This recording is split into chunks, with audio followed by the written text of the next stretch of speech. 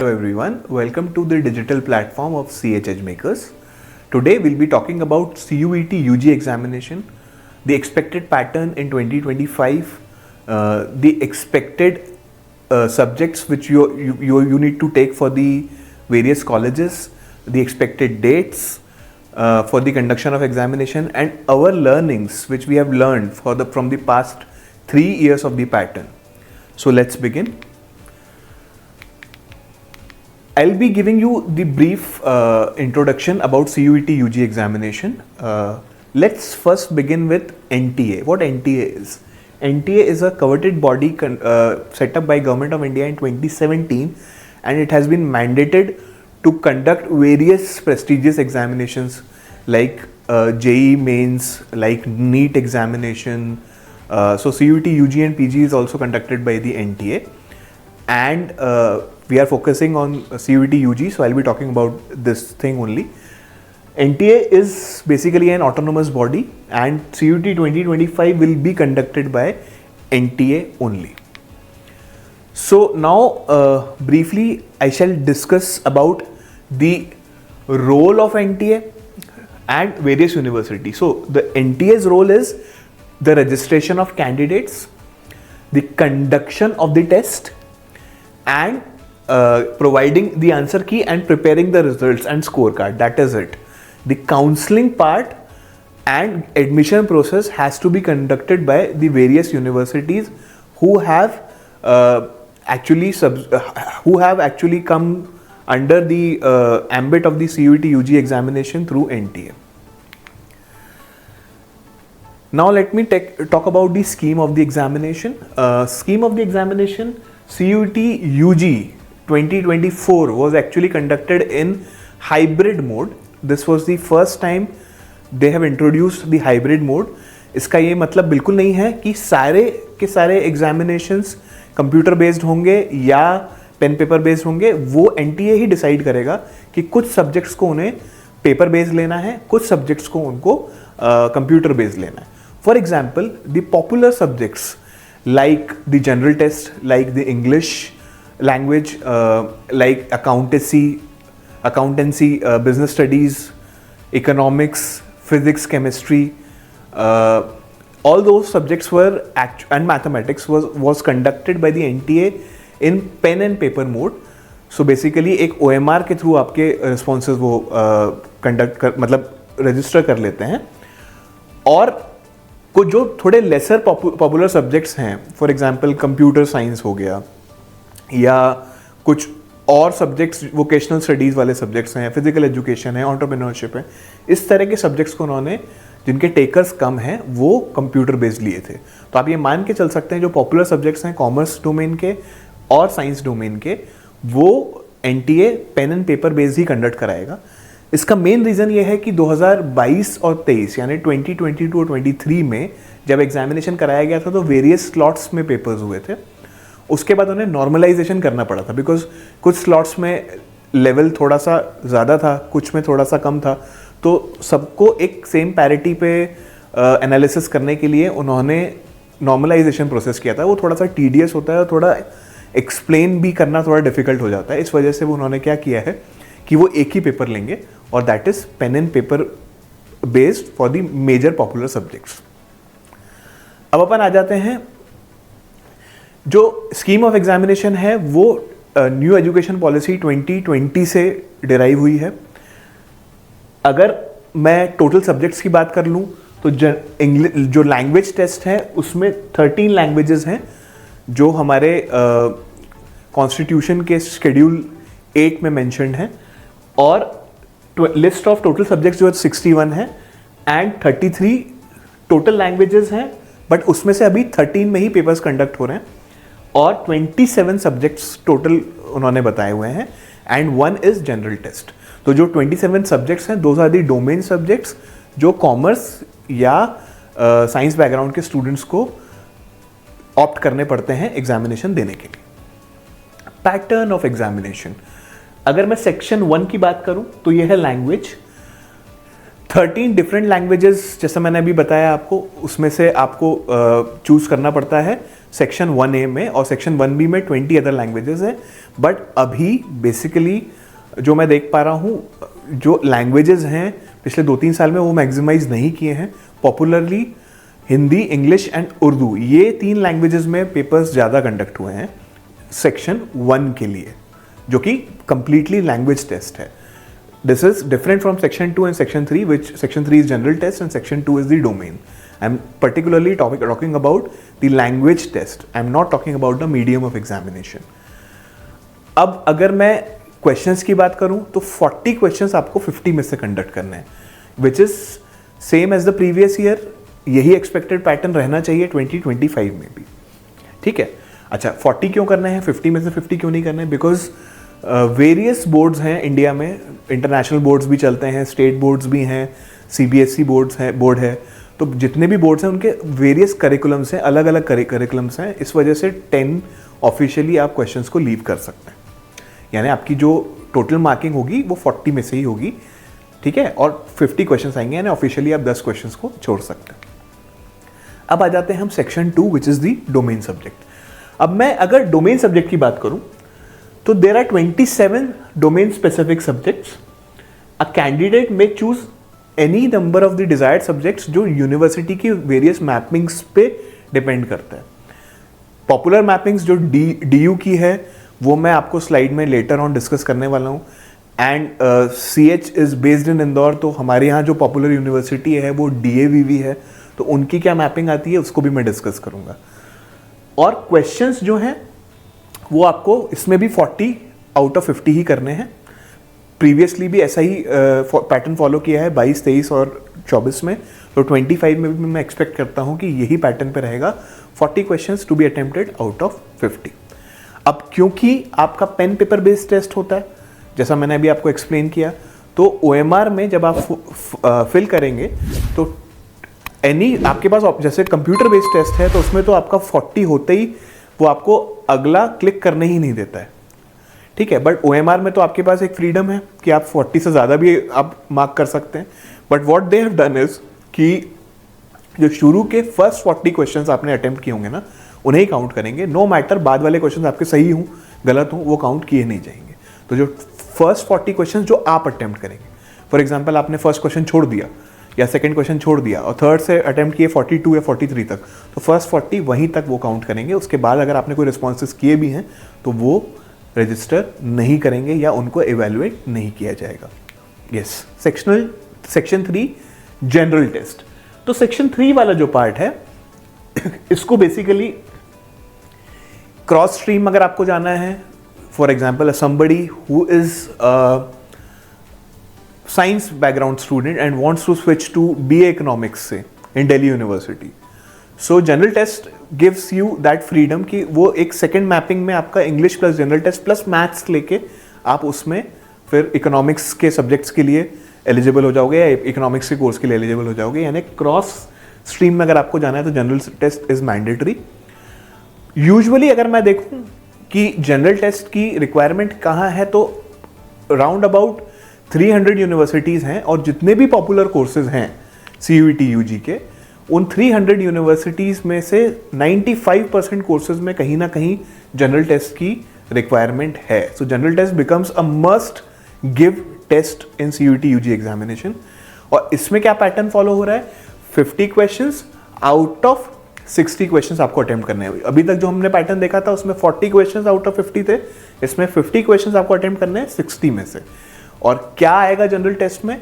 General test में 3 sections majorly आएंगे, data interpretation and logical reasoning. Secondly is mental ability which is basically the mathematics and applied part of quantitative mathematics and GK या फिर general knowledge आपकी test होगी। अच्छा, section 3 में मैं एक और चीज़ ऐड कर देना चाहता हूँ कि अभी तक पिछले 2 साल से हम जो देख रहे हैं, जनरल नॉलेज वाला जो सेक्शन है उसके क्वेश्चंस थोड़े ज़्यादा पूछे जा रहे हैं। तो students who are early starters shall focus on improving their general knowledge. तो लास्ट ईयर भी 60 में से round about 25-26 questions were there from general knowledge. तो अगर आप ऑफिशियली भी 10 क्वेश्चन छोड़ना चाहते हैं तो भी आपको मस्ट अटेम्प्ट कैटेगरी में 15 to 16 क्वेश्चन आ जाते हैं और वो मेक और ब्रेक इस बार रहा है बहुत सारे लोगों के लिए जनरल टेस्ट में। ठीक है, अब आ जाते हैं maximum subjects to be chosen. तो इसमें अपन देखते हैं कि सब्जेक्ट्स अपन मैक्सिमम कितने चूज कर सकते थे। पहले अगर मैं देखूं तो 2022 और 23 में अप टू 10 का उन्होंने बताया गया था, जो मैंने यहाँ मेंशन भी किया है। बट 24 में उन्होंने 6 सब्जेक्ट्स पे ही लिमिट कर दिया था, which was a practical move, क्योंकि मेजॉरिटी ऑफ दी मैपिंग जो है आपकी 5 या 6 सब्जेक्ट से पूरी हो जाती है, including the most coveted university Delhi university. तो अगर मैं देख सकता हूं कि कोई अगर कॉमर्स कैंडिडेट है विदाउट मैथमेटिक्स, तो मैंने एग्जाम्पल के फॉर्म में लिखा हुआ है कि आप एक जनरल लैंग्वेज टेस्ट देंगे, जीटी देंगे, अकाउंट्स, बीएस एंड इकोनॉमिक्स देंगे। ठीक है, तो आपकी मैपिंग कंप्लीट हो जाएगी। और अगर जिसका मैथ्स है वो विथ मैथमेटिक्स अगर दे देगा तो 6 सब्जेक्ट उसके पूरे हो जाएंगे। तो टेक्निकली जिन कोर्सेज में मैथमेटिक्स की रिक्वायरमेंट है या मस्ट है मैथमेटिक्स, तो उसके लिए भी वो एलिजिबल है, और जिसमें मस्ट नहीं है उसके लिए भी एलिजिबल है। अच्छा, नंबर ऑफ शिफ्ट्स, पहले जब एग्जामिनेशंस कंप्यूटर बेस्ड हो रही थी तो 2-3 शिफ्ट में हो रही थी, बट अभी जो पेन पेपर बेस्ड होंगे वो एक ही शिफ्ट में हो जाएंगे, और जो कंप्यूटर बेस्ड डिसाइड करता है एनटीए उनमें शायद 2-3 शिफ्ट लगेंगी। अब मैं आ जाता हूं ड्यूरेशन ऑफ पेपर्स। तो 2 स्लॉट्स हैं ड्यूरेशन के, एक है 60 मिनट्स वाला, एक है 45 मिनट्स। तो आप देख पा रहे होंगे कि 2024 यानी 2024 में जो 60 मिनट्स ड्यूरेशन वाले एग्जाम्स थे वो थे applied maths, accountancy, physics, chemistry, economics, computer science, information practices and general test. ये आपके जो हैं वो 60 मिनट्स में लिए गए थे, एग्जामिनेशन ड्यूरेशन उसका 60 मिनट्स था। और 45 मिनट्स ड्यूरेशन वाले जितने भी हैं वो क्या क्या हैं, वो हैं business studies, political science, history, या जो ह्यूमैनिटीज वाले सब्जेक्ट्स आप देख सकते हैं वो 45 मिनट्स कैटेगरी में आते हैं। मार्किंग स्कीम पे आ जाते हैं अपन। देखिए, अगर आप करेक्ट आंसर करते हैं तो +5 आपको मिलेगा, और अगर आप इनकरेक्ट आंसर मार्क करते हैं तो आपको -1 मिलेगा, और अगर आप रिस्पॉन्स नहीं करते हैं किसी चीज के लिए तो वो 0 काउंट होगा। यानी +5 -1 is the marking scheme. Syllabus of the test, ये भी एक इंपॉर्टेंट पार्ट हो जाता है। तो आप देख पा रहे हैं जैसे कि इंग्लिश लैंग्वेज टेस्ट के लिए जो है उन्होंने बोला है कॉम्प्रीहेंशंस आएंगे, लिटरेरी नैरेटिव्स आएंगे, वोकैबुलरी आएगी, थोड़ी सी ग्रामर आएगी, पैसेजेस आएंगे। ये बेसिकली सिलेबस आपका इंग्लिश लैंग्वेज टेस्ट के लिए रहेगा। जनरल टेस्ट जो जीटी है, जनरल नॉलेज काफ़ी वास्ट है, उसको आपको कवर करना पड़ेगा। करंट अफेयर्स से भी काफ़ी क्वेश्चन आ रहे हैं।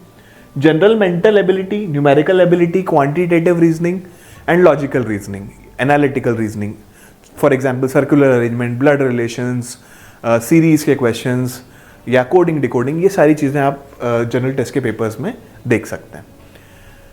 डोमेन स्पेसिफिक सब्जेक्ट आप यहाँ से इस लिंक दी हुई है, इससे आप वेबसाइट्स पे जाके चेक कर सकते हैं। 2022, 23, 24 में डिटेल्ड डोमेन 27 डोमेन्स के सब्जेक्ट्स गिवन हैं। 2022, 23, 24 में कोई मेजर चेंजेस नहीं आए हैं उन सिलेबस में, तो मैं एक्सपेक्ट कर रहा हूँ कि 27 डोमेन के वैसे के वैसे ही सिलेबस रहेंगे। अच्छा, कई बार स्टूडेंट्स को डाउट होता है कि क्या सीबीएसई बेस्ड सिलेबस है उनके? नहीं, 100% सीबीएसई बेस्ड नहीं है, इसीलिए उन्होंने आपको अलाउ किया है अप टू 10 क्वेश्चंस को छोड़ना। तो आप जाके चेक कर सकते हैं, but mostly inspired by CBSE but not completely CBSE. अब अपन आ जाते हैं एलिजिबिलिटी क्राइटेरिया पे। तो age is no bar, any person can give this examination who is a 12th pass और 12th अपीयरिंग। तो जो 12th पास कर सकते हैं यानी ड्रॉपर्स हैं, 1 या 2 साल का ड्रॉप है, वो भी जा सकते हैं इसमें। 2025 में जो लोग 12th में अपीयर कर रहे हैं वो भी जा सकते हैं। The candidates will be required to fulfil the age criteria. बस एज क्राइटेरिया जो यूनिवर्सिटी का है वो आपको एक बार चेक करना पड़ेगा, बट एनटीए ने अपनी तरफ से कोई क्राइटेरिया नहीं दिया, एग्जामिनेशन तो आप दे सकते हैं। Choice for giving the examination, तो देखिए candidates have to select any 4 cities of their choice जो परमानेंट एड्रेस से, आपके स्टेट ऑफ परमानेंट एड्रेस से लिंक हो। ऐसा इस बार 2024 में किया गया था। Decision to run a computer based test और a pen based test is completely on NTA. NTA will allot the centres also. अब टेस्ट सेंटर्स इंडिया में 354 सिटीज में रहे हैं एंड 26 सिटीज जो थी वो अब्रॉड वाली भी इसमें शामिल हुई हैं। ठीक है, अब क्योंकि हमारी जो क्लासेस है that is majorly based on Indore, तो मध्य प्रदेश के भी 17 सेंटर्स हैं जो डिस्ट्रिक्ट प्लेसेस हैं जो मैंने मेंशन किए हैं, यहाँ पर आपको दिख रहे हैं। यहाँ पर इन सभी जगहों पर एग्जामिनेशंस कंडक्ट की जाती है। Schedule of examination, date of examination 15 मई 2025 से 31 मई 2025 टेंटेटिव है।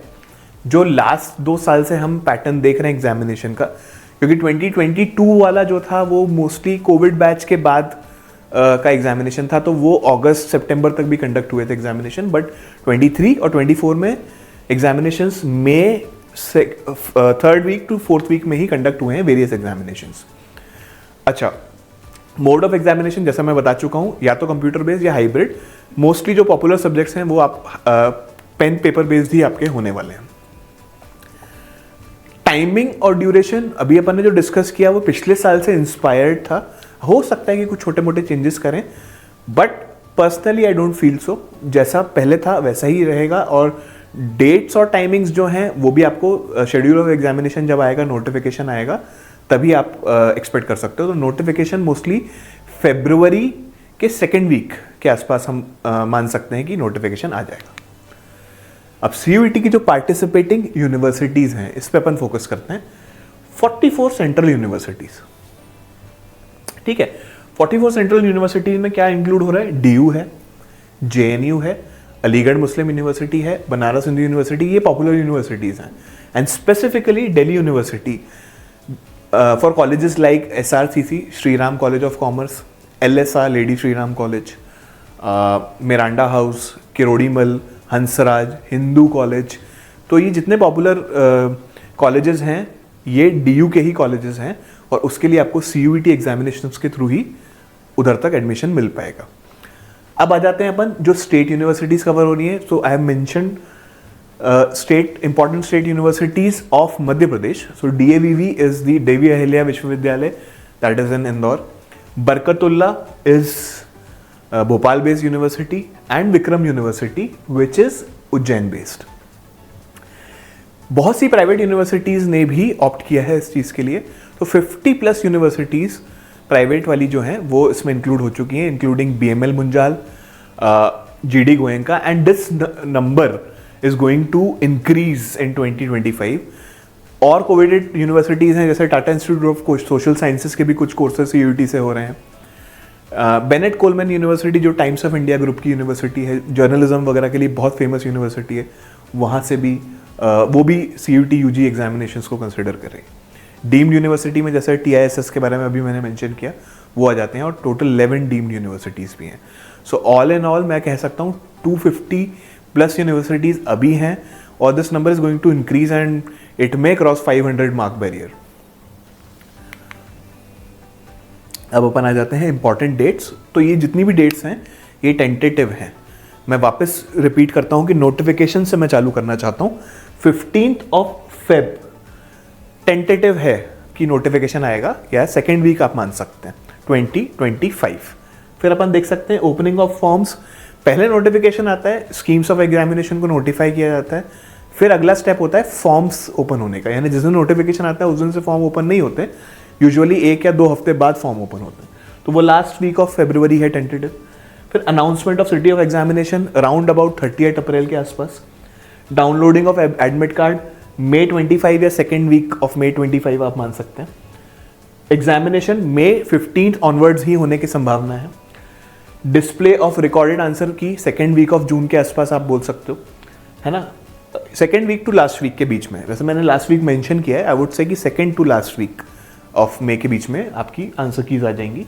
उसके बाद फर्स्ट आंसर की जब आती है तो आपको 2 से 3 दिन का टाइम दिया जाता है उस पर रिप्रेजेंटेशंस का, तो आपको रिप्रेजेंट करना रहता है।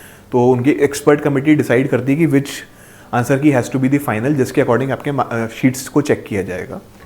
उसके बाद डिक्लेरेशन ऑफ रिजल्ट्स इस बार थोड़ा डिले हुआ है, बट आई एम एक्सपेक्टिंग कि जून 30 तक रिजल्ट आ जाना चाहिए 2025 में।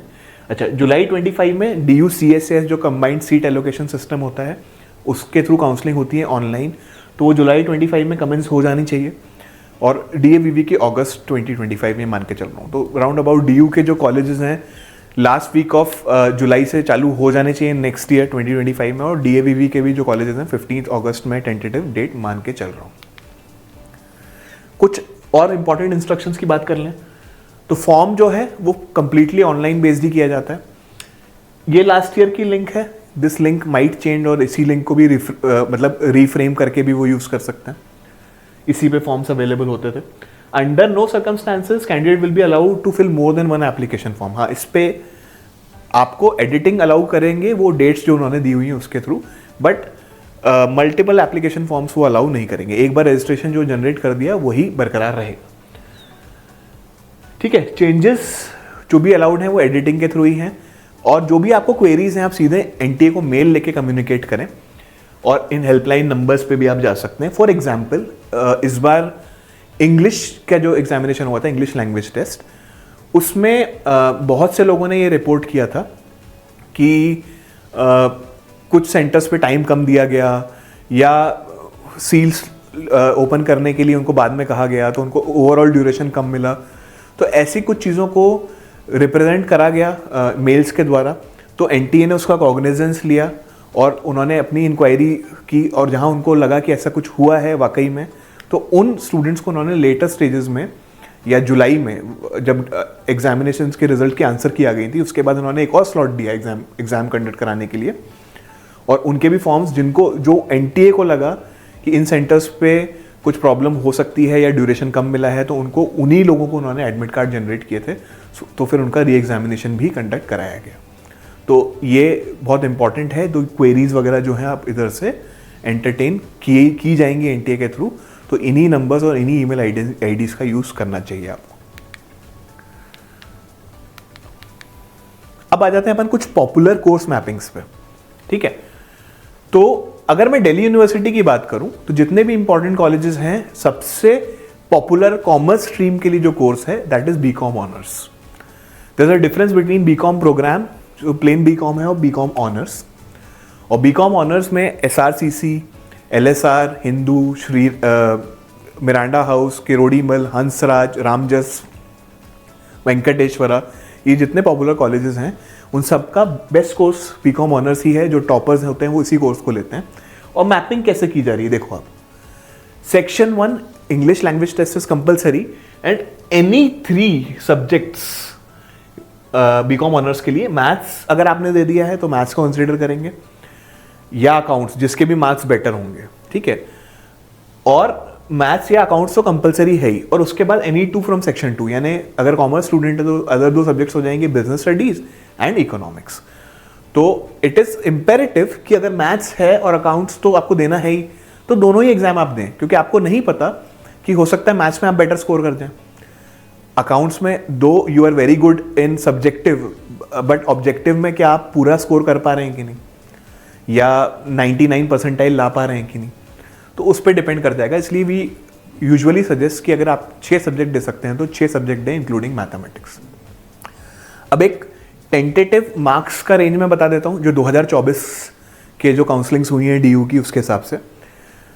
SRCC का कट ऑफ जो था BCom ऑनर्स का, that was 782 in the first list out of 800, यानी अगर 4 सब्जेक्ट में इनको देख रहा हूँ 200 मार्क्स ईच, तो उसमें 782 आपको SRCC का टॉप कॉलेज BCom ऑनर्स के लिए, और सारे for general category of course, और सारे जो बेस्ट शुरू के जो टॉप 10 कॉलेजेस हैं जिनके मैंने नाम लिए, उनमें आप मान के चलें समहाउ 740-750 की रेंज में अगर आप आ रहे हैं तो आपको कॉल आने की संभावना है। But for the top colleges like LSR, SRCC, the Hindu, आप ये मान के चलें 770 अबव ही इन कॉलेज में फर्स्ट राउंड का एलोकेशन हो जाता है। अब कई लोगों को ये डाउट होगा क्या बिना जनरल टेस्ट के भी हम इस पर जा सकते हैं? यस, BCom ऑनर्स में जनरल टेस्ट की रिक्वायरमेंट नहीं है, तो आपको देना चाहिए कि जनरल टेस्ट, यस देना चाहिए, because this is one of course जिसमें रिक्वायरमेंट नहीं है, बट 99% कोर्सेज जो दूसरे होंगे उनमें कहीं ना कहीं रिक्वायरमेंट होगी, तो ऑटोमेटिकली आपके मार्क्स को ले लेता है जब आप रजिस्टर करते हैं CSAS पोर्टल पे। BCom की बात करूं तो any 1 from section 1 and any 3 from section 2, तो जो सिमिलर BCom ऑनर्स वाली मैपिंग है। इसके अलावा अगर आप जनरल टेस्ट को भी कंक्लूड कराना चाहते हो तो वो पॉसिबिलिटी आपको BCom कोर्सेज देता है। ठीक है, section 1 English language test, then general test and anyone a good better score from the domain subjects would be picked automatically by the CSCS portal. अब अपन देख लेते हैं BA जो कोर्सेज हैं या ह्यूमैनिटीज़ वाले, उनकी क्या मैपिंग है. BA जर्नलिज्म में आप देख पा रहे हैं, इंग्लिश तो मस्ट है, फिर एनी 3 फ्रॉम सेक्शन 2 यानी डोमेन के कोई भी 3 सब्जेक्ट चल जाएंगे. BA ऑनर्स ह्यूमैनिटीज़ में, सोशल साइंस में या पॉलिटिकल साइंस में, उसमें भी सेम चीज़ है. एनी 1 फ्रॉम सेक्शन 1 यानी इंग्लिश लैंग्वेज आप दे सकते हैं, और जो भी आपके 3 डोमेन सब्जेक्ट हैं. फॉर एग्जांपल पॉलिटिकल साइंस में अगर आपको जाना है तो पॉलिटिकल साइंस दे दीजिए, इकोनॉमिक्स दे दीजिए, ज्योग्राफी दे दीजिए, हिस्ट्री दे दीजिए, तो इनमें से कोई भी 3 जो है वो पिक कर लेगा. अच्छा, सब्जेक्ट कौन से अपियर करना है, रैंडमली नहीं अपियर करेंगे. DU will consider only 2 subjects जो आप क्लास 12th में अपियर कर रहे हो या कर चुके हो. ठीक है, आगे बढ़ते हैं. अब BA honours sociology, BA honours mass communication वगैरह में भी सब सिमिलर टाइप की मैपिंग्स हैं जो कि आप इजीली देख पा रहे हैं. अच्छा, एक BA प्रोग्राम भी होता है. तो BA प्रोग्राम में फॉर एग्जांपल कुछ लोग maths plus humanities, maths plus economics, इस तरह के BA प्रोग्राम्स लेते हैं जो कि सम वॉट 720 मार्क्स पे भी अवेलेबल हो जाता है. तो ये भी एक अच्छा प्रोग्राम है, इसमें भी आप मैपिंग देख सकते हैं, उसके हिसाब से आप डिसाइड कर सकते हैं. और मेरा ये मानना है कि एनीबडी हु इज 700 अबव, तो उसको तो DU की काउंसलिंग के लिए 100% अप्लाई करना चाहिए इफ़ ही और she is from general category. Participating mapping DU. अब आगे बढ़ते हैं. एक और बहुत इंपॉर्टेंट कोर्स होता है, that is BMS, bachelor of management studies in शहीद भगत सिंह. ये वाला काफ़ी अच्छा कॉलेज है और इसमें BMS मिलता है. It is equivalent to BBA जो यूजुअली BBA टर्म किया जाता है. तो BMS, उसकी मैपिंग क्या है, मैथ्स कंपलसरी है, जनरल टेस्ट एंड इंग्लिश. ठीक है, अब आप देख पा रहे हैं फाइनेंशियल इन्वेस्टमेंट एनालिसिस, ये किसी 1 या 2 कॉलेजेस में चल रहा है, अभी उतना पॉपुलर नहीं हुआ है, बट स्टिल इसमें भी मैथ्स की रिक्वायरमेंट है. वैसे ही बैचलर ऑफ बिजनेस इकोनॉमिक्स में भी मैथ्स की रिक्वायरमेंट है, other than general test and English language test. अब आ जाते हैं अपन कोर्स मैपिंग ऑफ DAVV. ठीक है, DAVV जो है वो 4 ईयर UG कोर्सेज को प्रोवाइड करने वाली इनिशियल यूनिवर्सिटीज़ में आ चुकी है, जो कि national education policy new education policy 2020 के हिसाब से यही गाइडलाइंस हैं. तो 4 ईयर BCom आप देख सकते हैं, BCom honours, English plus general test जिनकी रिक्वायरमेंट है. ठीक है, फिर BA जर्नलिज्म, BA सोशियोलॉजी, सभी के लिए इंग्लिश प्लस जनरल टेस्ट की ही रिक्वायरमेंट है. आगे अपन देख सकते हैं कि B फार्मा के लिए आपको फिजिक्स केमिस्ट्री की रिक्वायरमेंट आ जाती है और मैथ्स की. BCA के लिए फिजिक्स केमिस्ट्री प्लस मैथ्स की. BSc ऑनर्स के लिए फिजिक्स केमिस्ट्री की रिक्वायरमेंट है अलॉन्ग विद मैथ्स. फिर BSc मैथमेटिक्स के लिए भी फिजिक्स केमिस्ट्री और मैथ्स तीनों रिक्वायर्ड है आपके लिए. इंटीग्रेटेड BA LLB वाले जो प्रोग्राम्स हैं, अब इस पे आप फोकस करें. ये भी जनरल टेस्ट और इंग्लिश के थ्रू हो रहा है, और 5 ईयर प्रोग्राम्स हैं फॉर BA LLB जो लॉ में जाना चाहते हैं, मैनेजमेंट साइंस का MBA करना चाहते हैं. कोई भी डोमेन रिक्वायर्ड नहीं है, इंग्लिश प्लस जनरल टेस्ट से ही हो पा रहा है. हाँ, ऑफकोर्स 12th में वो मिनिमम 50% मार्क्स मांग रहे हैं, बट दैट इज़ मैनेजेबल. फिर MBA टूरिज्म आप देख सकते हैं, MBA ई-कॉमर्स देख सकते हैं, MBA फॉरेन ट्रेड देख सकते हैं. तो ये जो बेस्ट आपके कॉलेजेस DAVV यूनिवर्सिटी के कैंपस के अंदर हैं, जैसे IIPS हो गया, IMS हो गया, SOC हो गया, इन्हीं में ये कॉलेजेस, इन्हीं में ये सारे कोर्सेज हैं और इनकी सीट्स भी लिमिटेड ही होती हैं. ठीक है, तो ये DAVV कैंपस बेस्ड जितने भी कॉलेजेस हैं उनके लिए है. फॉर एग्जांपल इंटीग्रेटेड आपको MCA करना है, BTech प्लस MTech करना है, तो उसके लिए आपको इंग्लिश, मैथ्स, केमिस्ट्री और इन्हीं की रिक्वायरमेंट रहेगी. ठीक है, आगे अपन देखते हैं. अगर कोई भी आपको डुअल डिग्री करना है, MTech वगैरह, सबके लिए जो टेक्निकल कोर्सेज हैं उनमें केमिस्ट्री, फिजिक्स और मैथ्स हो जाता है इंग्लिश के साथ, और जो नॉन टेक्निकल कोर्सेज हैं या मैनेजमेंट कोर्सेज हैं उनमें general test plus English. This is the mapping for DAVV. ठीक है, so that was it from my side for the CUET UG analysis. So I guess this will help you, and please keep learning. Thank you.